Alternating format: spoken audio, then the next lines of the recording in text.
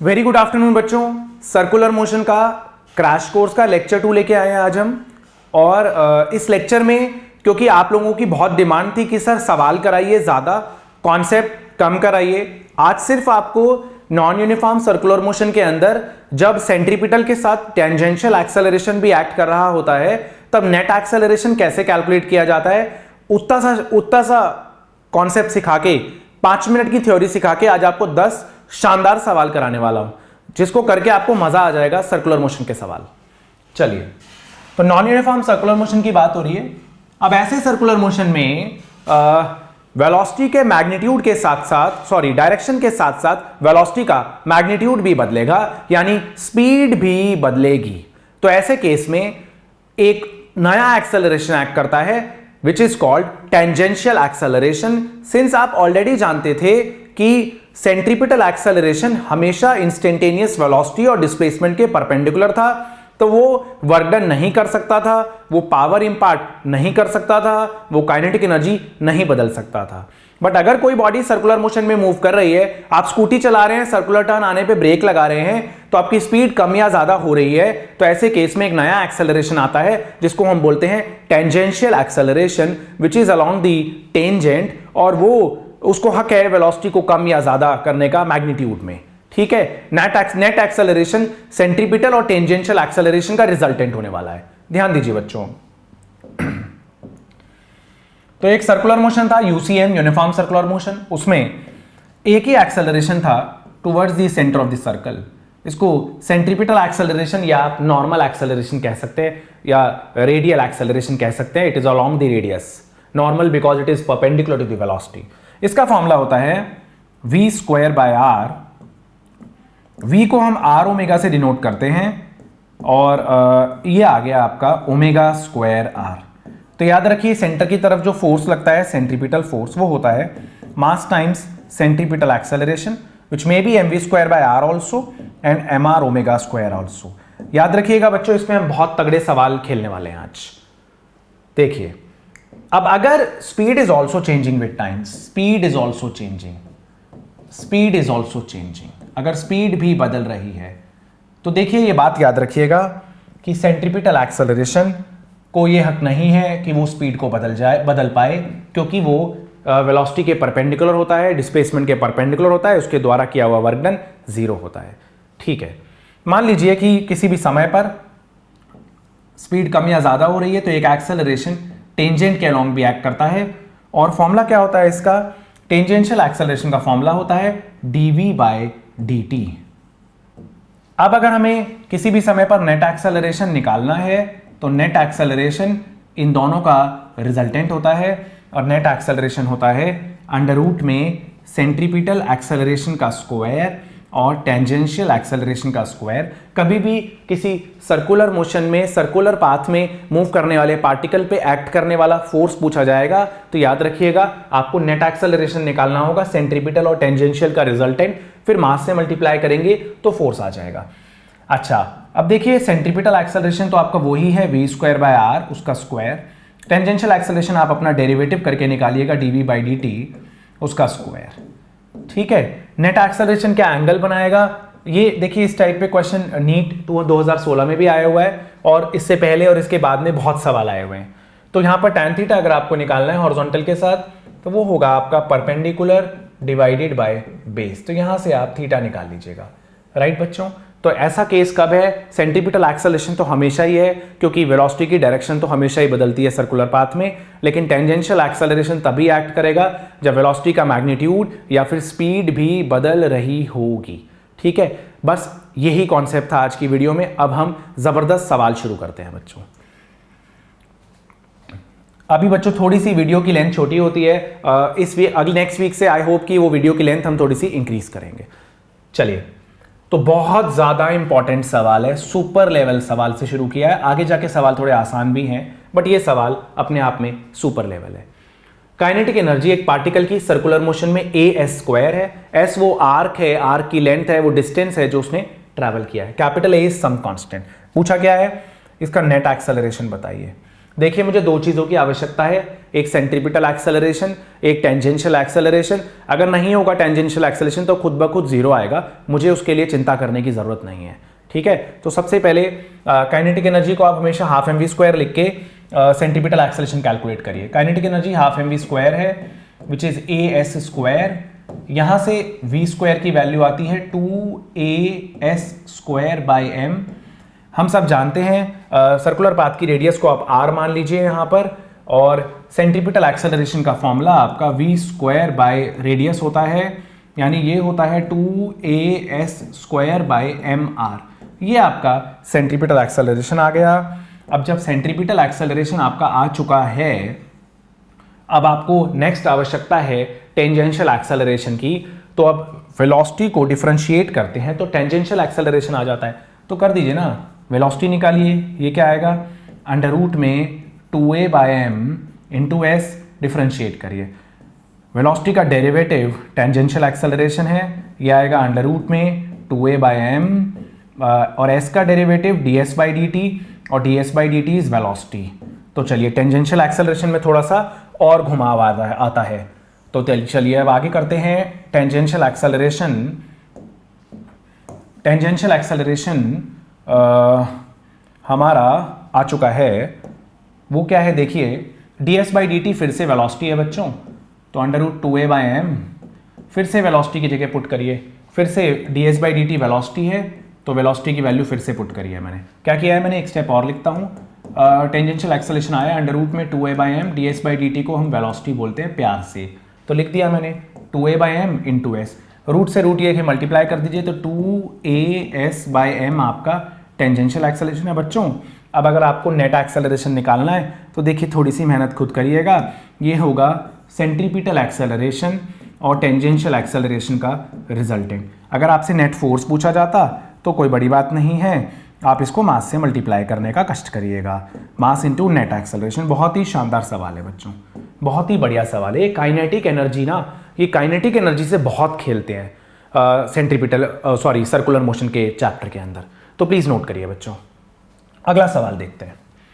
आ गया फिर से सवाल, पार्टिकल सर्कुलर पाथ में जा रहा है, रेडियस 20 मीटर है, जो ये आर्क लेंथ है किसी भी समय पर वो दे रखी है t³+5, यानी वही दे रखा है डिस्टेंस। क्या पूछा गया है, पार्टिकल का एक्सेलरेशन बता दीजिए। कब बता दीजिए, t=2 सेकेंड्स पे। कोई बात नहीं, अब देखिए ds बाई डी टी निकालते हैं, यहां पर 3t स्क्वायर आने वाला है, इसको दुनिया वेलोसिटी बोलती है, ये वेलोसिटी आ गई आपकी 3t स्क्वायर। वेलोसिटी का डेरिवेटिव आपका टेंजेंशियल एक्सेलरेशन होता है जो कि आया 6t। ठीक है, अब आपको टाइम दे रखा है क्या, हाँ दे रखा है, टाइम 2 सेकेंड पे निकालिए, तो टाइम को 2 सेकेंड पुट करिए, 6 × 2 12 मीटर पर सेकेंड स्क्वायर टेंजेंशियल एक्सेलरेशन की वैल्यू है। चलिए अब आपको v स्क्वायर बाय आर भी तो निकालना है, v तो आप निकाल चुके थे 3t स्क्वायर। ठीक है, टाइम दे रखा है 2 सेकेंड है, तो वेलोसिटी एट t=2 सेकेंड्स पे वेलोसिटी क्या है, 3 × 2 का स्क्वायर यानी फिर से 12, तो वेलोसिटी 12 मीटर पर सेकेंड है। सेंट्रीपिटल एक्सेलरेशन क्या है, वो है v स्क्वायर बाय रेडियस, यानी 12 का स्क्वायर अपॉन रेडियस है यहाँ पर 20। ठीक है जी, अब आपको क्या करना है, अब आपको यहाँ पर नेट एक्सेलरेशन निकालना है, और वो क्या होगा, सेंट्रीपिटल और टेंजेंशियल का रिजल्टेंट। राइट बच्चों, थोड़ी मेहनत आपको खुद करनी है। ओके, तो देखिए क्या था, एस दे रखा था, डिफरेंशिएट किया, वेलोसिटी आई, वेलोसिटी डिफरेंशिएट की, टेंजेंशियल एक्सेलरेशन आया। टाइम 2 सेकेंड क्वेश्चन में गिवन था, तो 6 और 2 मल्टीप्लाई करने पे 12 आ गया। अब velocity v square by R करने पे सेंट्रीपिटल आने वाला है, दोनों का रिजल्टेंट ही तो पूछा था, एक्सेलरेशन पूछा था, तो हमेशा बाय डिफॉल्ट वो नेट एक्सेलरेशन ही होगा। चलिए अगला सवाल देखिए, बड़ा आसान सा और बड़ा अच्छा सवाल है। देखिए एक टेबल पे ना एक छोटा सा मास स्मॉल m बहुत तेजी से घूम रहा है, अंग्रेजी में लिखा हुआ है, देखिए मैंने यहां पर, particle of mass m is rotating in a horizontal circle of radius r और attached to a hanging mass capital M। ठीक है, कह रहे हैं कितनी स्पीड से इस पार्टिकल को घुमाएं। देखिए टेबल पे घूम रहा है पार्टिकल, टेबल को आप फ्रिक्शनलेस मान लीजिए फिलहाल के लिए, टेबल पे घूम रहा है पार्टिकल v स्पीड से, है ना, वेलोसिटी बदल रही है। आपसे कह रहे हैं यहाँ टेबल में हल्का सा होल है, वहां से एक धागा लटक रहा है और ब्लॉक m हैंग कर रहा है। कह रहे हैं कितनी स्पीड से घुमाएं, किसको, स्मॉल m को, जिससे कि कैपिटल M अपनी जगह से हिले ही नहीं। तो देखिए कैपिटल M का अगर आप इक्विलिब्रियम चाहते हैं क्वेश्चन में ये है कैपिटल एम का अगर आप इक्विलिब्रियम चाहते हैं तो धागे में इतनी टेंशन प्रोड्यूस कर दीजिए जो इस कैपिटल एम के वेट को बैलेंस कर दे। हो गया बैलेंस, कैपिटल टी तो एम जी के बराबर आ गया। अब यहां पर इस धागे में भी इतनी टेंशन होगी और ये जो टेंशन होगी ये स्मॉल एम को सेंट्रीपिटल फोर्स भी तो प्रोवाइड करेगी। तो सेंट्रीपिटल फोर्स के देखिए दो फॉर्मूले हैं, क्योंकि कोई भी पार्टिकल अगर सर्कुलर पाथ में मूव कर रहा है तो जो भी net force towards the centre होता है वो ही सेंट्रीपिटल फोर्स के बराबर रखना होता है हमें, ठीक है। तो टेंशन देखिए सेंट्रीपिटल फोर्स mv²/r भी है और mr⍵² भी है। अब क्योंकि हमसे स्पीड पूछी है, एंगुलर स्पीड नहीं पूछी है, तो हम mv²/r पुट करने में ज्यादा इंटरेस्ट दिखाएंगे। तो इस छोटे मास के लिए टेंशन सेंटर की तरफ एक्ट कर रही है और सेंटर की तरफ जो भी नेट फोर्स होता है वो सेंट्रीपिटल फोर्स के बराबर होने वाला है। दोनों टी को इक्वेट करिए, यहां से हमारा कैपिटल mg ना mv²/r के बराबर आ रहा है और आप समझ रहे हैं कि v की वैल्यू क्या आ रही है, mg/r/m, राइट बच्चों। इस स्पीड से अगर ये छोटा या मास घूमेगा तो बड़ा वाला मास नीचे रेस्ट पे रहने वाला है, ठीक है बच्चों, राइट। प्लीज नोट करिए, ये इरेज कर रहा हूं, फिर नेक्स्ट सवाल करेंगे जो इससे थोड़ा सा हटके है, थोड़ा बेटर है। हटके तो नहीं, इसके टॉपिक इसके कॉन्सेप्ट पे है, बट आपको ज्यादा मजेदार लगेगा। ये प्योर नीट का सवाल करा रहा हूं आपको, प्योरली नीट के सवाल जिससे आपको कुछ सीखने को भी मिल रहा है। अगला सवाल भी मोर और लेस नीट लेवल ही है। तो देखिए जेईई मेंस में भी आ सकता है, डिपेंडिंग अपॉन द सिचुएशन की। अभी पिछले जो 2 पेपर हुए बहुत आसान थे जेईई मेंस के, तो ये पेपर फिलहाल के लिए क्वेश्चन जेईई मेंस के लिए भी अच्छा ही है। मास m1 को रोटेट कर रहे हैं एंगुलर वेलोसिटी से, ऐसे टेबल से इधर एक वायर लटक रहा है सच दैट m1 और m2 रेस्ट पे है, ठीक है। धागे की लेंथ आप मान लीजिए l है, ठीक है। चलिए अब यहां समझिए आप, इसके लिए टेंशन आप T1 मान लीजिए, तो धागा सेम है तो यहां भी टेंशन T1 मान लीजिए, और इस वाले धागे में आप टेंशन नीचे T2 मान लीजिए और इसके लिए भी टेंशन T2 मान लीजिए। चलिए जी इक्विलिब्रियम खेलते हैं, ठीक है। मैं इसका m1g सेंटर से एक्ट करना चाहिए, मैं इधर बना दे रहा हूं, डोंट माइंड। m1g इसके सेंटर की जगह मैं यहां से बना दे रहा हूं।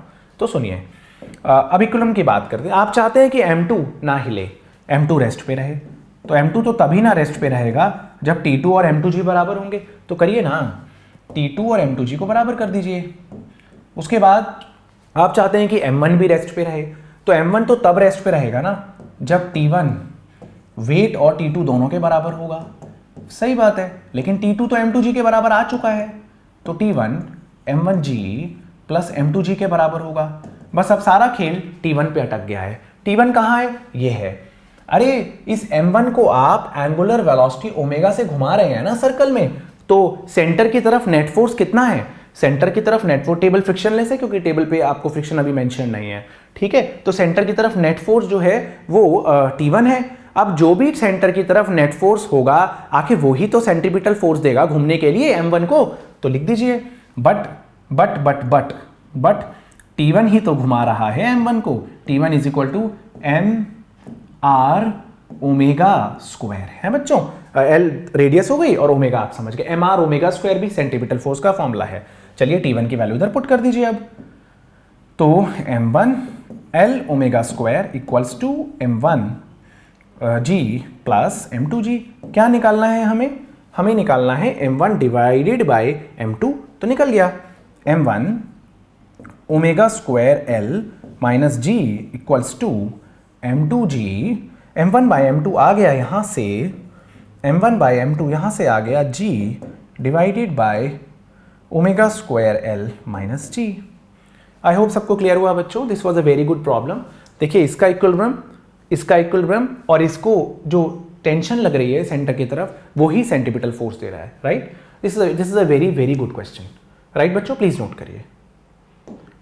अब आ जाते हैं, अभी तक आप मामले को इक्विलिब्रियम में रख रहे थे, घुमा रहे थे ऊपर वाले ब्लॉक को, और नीचे हैंग करने वाला ब्लॉक आप चाहते थे इक्विलिब्रियम में हो। अभी बहुत तेजी से घुमा रहे हैं, बहुत तेजी से, जिससे कि नीचे वाला ब्लॉक ऊपर चला जाए।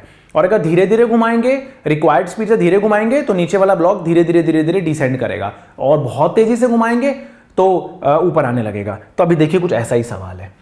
Mass small m is given initial angular speed √4g, ठीक है। बहुत तेजी से घुमा रहे हैं, ठीक है। मुझे नहीं पता तेजी से या धीरे से, वो देखेंगे अभी। चलिए इसको घुमा रहे हैं, इसका ओमेगा गिवन है, right. I am not sure about it कि काफी तेज है या काफी धीरे है, वो तो बाद में पता लगेगा, ठीक है। What will be the initial acceleration of 2m। ठीक है भैया, तो इसका मतलब इस धागे में टेंशन कितनी प्रोड्यूस हुई होगी? अरे ये जो धागा होगा ना, इस धागे की जो टेंशन है ये ही तो इसको सेंट्रीपिटल फोर्स दे रही है ना, तो सेंट्रीपिटल फोर्स निकाल लीजिए। देखिए सेंट्रीपिटल फोर्स क्या है, सेंट्रीपिटल फोर्स है mr ओमेगा स्क्वायर, धागे की लेंथ 1 है, ओमेगा स्क्वायर √4g, स्क्वायर करेंगे तो 4g, टेंशन तो 4mg आ गई धागे में।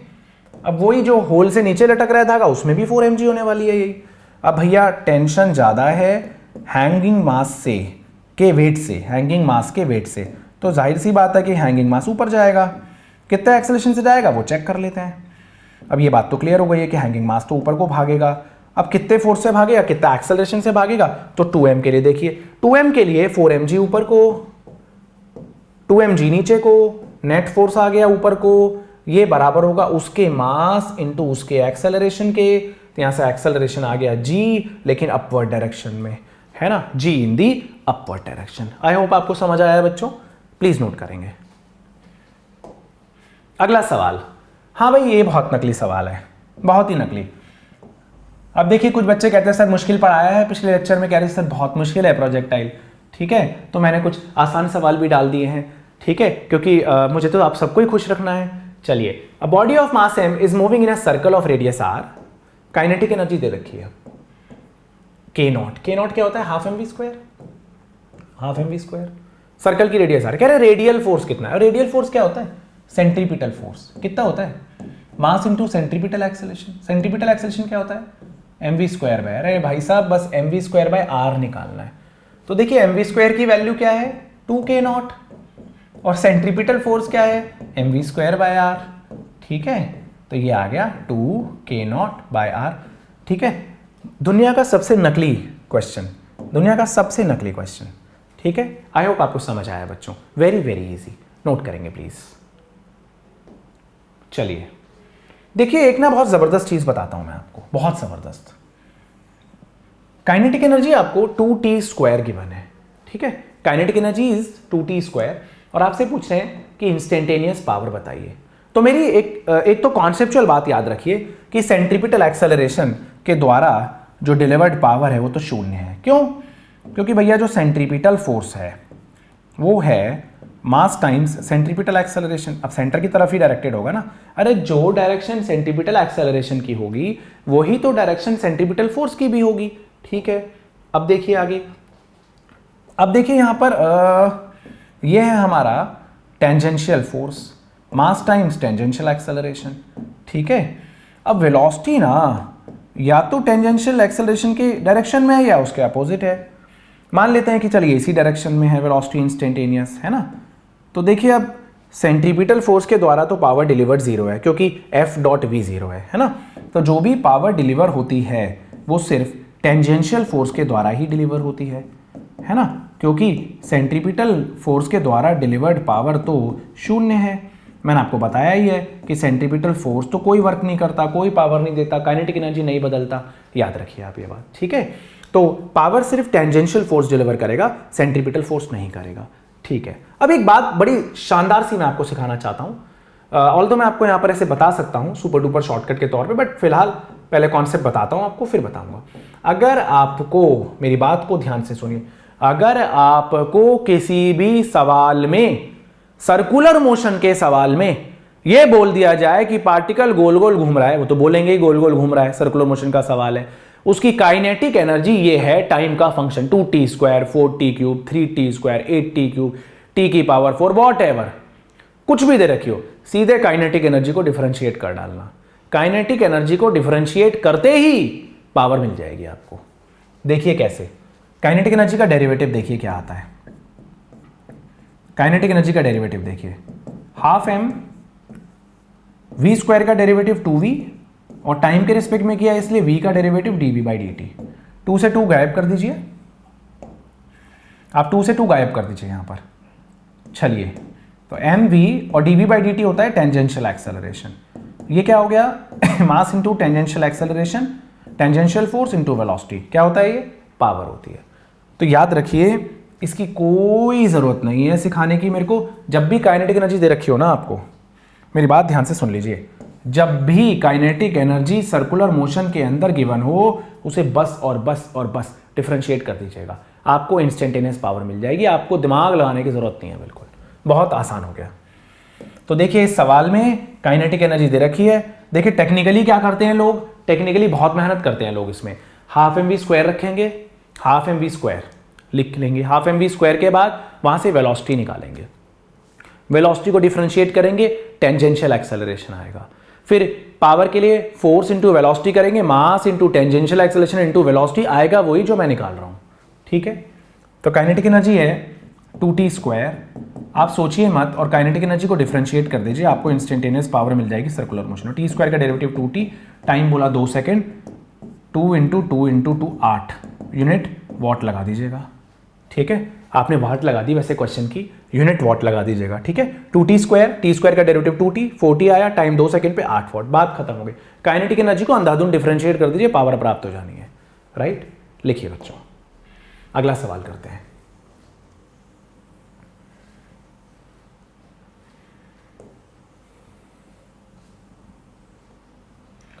फिर से वही क्वेश्चन आ गया, सेंट्रीपिटल एक्सेलरेशन दे रखा है, power delivered to the particle. भैया सेंट्रीपिटल एक्सेलरेशन तो दे रखा है, लेकिन सेंट्रीपिटल एक्सेलरेशन पावर डिलीवर नहीं करता है, तो पावर तो आपको जो निकालनी है ना डिलीवर्ड, एक्चुअली में वो टेंजेंशियल फोर्स की वजह से ही है, ठीक है। तो अब मैंने आपको सिखाया ऑलरेडी क्या करना है, कुछ मत करिए ना, आप सीधे ये करिए, आप सेंट्रीपिटल एक्सेलरेशन से समहाउ पार्टिकल की काइनेटिक एनर्जी निकाल लीजिए। तो सेंट्रीपिटल एक्सेलरेशन है k² RT², लेकिन ये तो v²/r होता है, तो ये हो गया k² RT², v² आ गया आपका k² R² T²। Kinetic energy होती है आपकी हाफ एम वी स्क्वायर। मैंने आपको बताया ना सर्कुलर मोशन में काइनेटिक एनर्जी का डेरिवेटिव पावर देने वाला है, हाफ एम वी स्क्वायर क्या है आपका k² R² T²। अब आप डिफरेंशिएट कर लीजिए काइनेटिक एनर्जी को, काइनेटिक एनर्जी का टाइम के रिस्पेक्ट में डेरिवेटिव। तो देखिए बहुत कुछ कांस्टेंट है, m/2 m k² R²/2 ना, स्पेक्टेटर्स हैं इन्हें बाहर रखिए, कांस्टेंट्स हैं। t² का डेरिवेटिव 2t, आ गया है ना आंसर, क्यों परेशान होना है, आ गया आंसर। ये है पावर डिलीवर्ड, ये है भैया m k² R² T, right बच्चों, क्लियर है। प्लीज नोट करेंगे आप, बहुत ही ज्यादा सुपर डुपर इंपॉर्टेंट सवाल है, मतलब इतना इंपॉर्टेंट है ना ये, ना जाने कितना। चलिए अगला सवाल करते हैं। अरे स्प्रिंग अभी नहीं कराया वर्क एनर्जी पावर में, तो क्या फर्क पड़ता है, ये क्रैश कोर्स है, आप सब 12th पास आउट्स हैं या ऑलरेडी क्लास 12th में हैं, ठीक है। तो अब उनको स्प्रिंग फोर्स का फॉर्मूला तो पता ही है कि kx होता है, बस, तो कोई बात नहीं, सर्कुलर मोशन और स्प्रिंग का मिश्रण करेंगे। भैया स्प्रिंग से एक बॉल बांधी, बॉल का मास स्मॉल m था, स्प्रिंग कांस्टेंट था k, और घुमा डाला इसे दनादन सर्कुलर पाथ में। जाहिर सी बात है कि अगर आप इसे घुमाएंगे तो स्प्रिंग तो स्ट्रेच करेगा ही करेगा, स्प्रिंग तो स्ट्रेच होगा ही होगा, ठीक है। चलिए तो हम मान लेते हैं कि स्प्रिंग की नेचुरल लेंथ L0 है, और जब आपने उसे घुमाना शुरू किया, तो स्प्रिंग की थोड़ी सी लेंथ बढ़ेगी, एक्सटेंशन प्रोड्यूस हो गया स्प्रिंग में, ब्लॉक भी मोटा हो गया बच्चों बाई चांस, ठीक है। उसका साइज सेम ही है बॉल का, हाँ डोंट माइंड। चलिए अब क्या है, एक्सटेंशन इन द स्प्रिंग बता दीजिए, क्योंकि स्प्रिंग तो उतना ही फोर्स एक्सर्ट करेगा ना जितना उसके अंदर एक्सटेंशन आएगा, उसको उसकी नेचुरल लेंथ से कोई लेना देना नहीं है। आपने उसे जितना नेचुरल लेंथ से ज्यादा खींचा या उसे जितना कंप्रेस किया है, उसके हिसाब से फोर्स एक्सर्ट करता है ना स्प्रिंग फोर्स। तो natural length of the spring is L0, new length अभी स्प्रिंग की L मान लेते हैं, खिंची हुई लेंथ L है।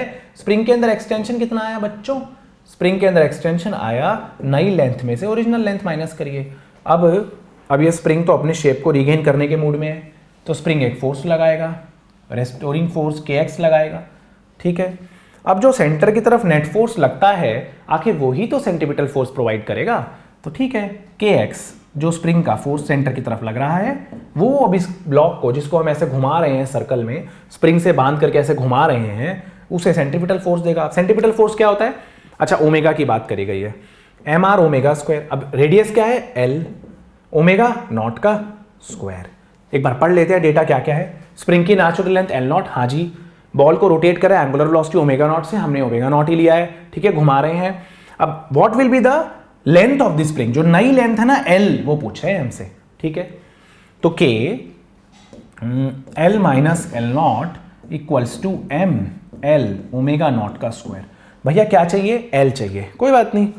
तो ये आ जाएगा हमारा, देखिए दूसरे रंग के पेन से लिखता हुआ मैं, K L minus M L omega naught square equals to K L naught, यहाँ से L आया K L naught divided by K minus M omega naught square. देखिए ऑप्शन तो मैच हो ही रहा होगा, कोई ना कोई हो गया बच्चों, राइट। तो देखिए मासूम सवाल था, लेंदी नहीं था, आसान सवाल था, बस थोड़ा सा सोचने वाली बात है, एक हटके सवाल था। स्प्रिंग और सर्कुलर मोशन का एक सिंपल मिश्रण किया हमने।